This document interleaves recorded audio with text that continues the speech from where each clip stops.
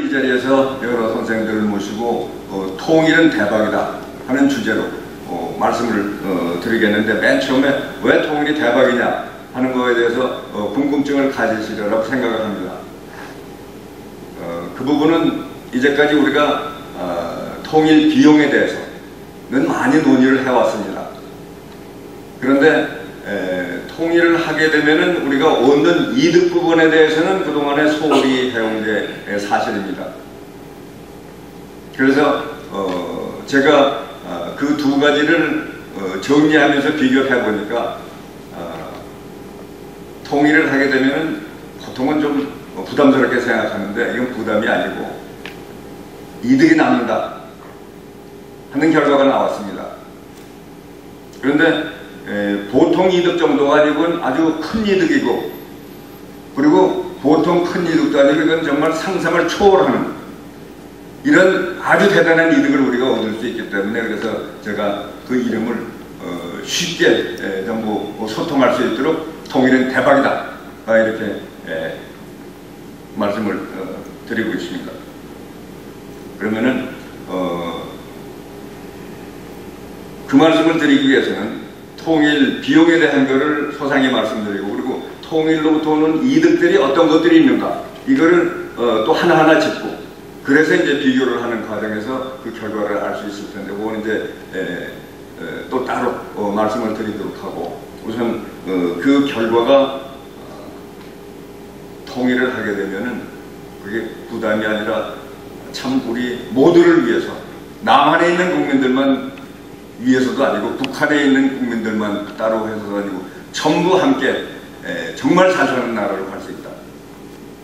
그래서 간단히 말씀드리면은, 만일 우리 남한의 1인당 소득 수준이 27,000달러에서 통일이 되게 된다. 그렇다고 한다면은 10년 동안의 남북 소득 조정 기간을 거치는 동안에 남한 주민들 1인당 소득 수준이 69,000달러로 가게 되는 결과가 나옵니다.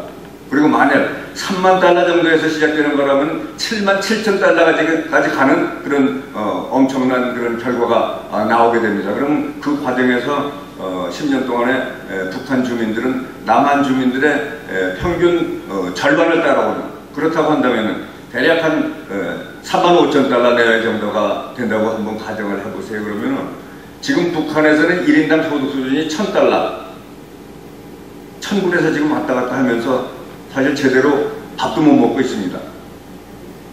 얼마 전에 UN 보고서를 보게 되면은 북한의 인구가 2,400여만 되는데, 그 중에서 1,600만에 해당되는 인구가 장기적인 식량 부족 상태에 있다고 그런 발표가 나오는 걸 봤습니다.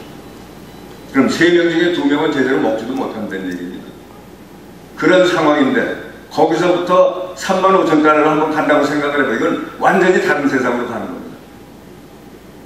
그러면 그 과정에서 그러면 남한 사람들은 그냥 부담만 하고 마느냐? 그게 아니고 엄청난 경제 발전을 함께 하면서 같이 큰 세상으로 나갈 수가 있기 때문에, 그래서 통일은 대박이다 하는 말씀을 정리해서 말씀을 드리고, 그리고 그렇다고 한다면 통일이 이렇게 좋다고 한다면 그럼 통일로 가는 길을 알아야지. 좋기만 하면 뭐하나.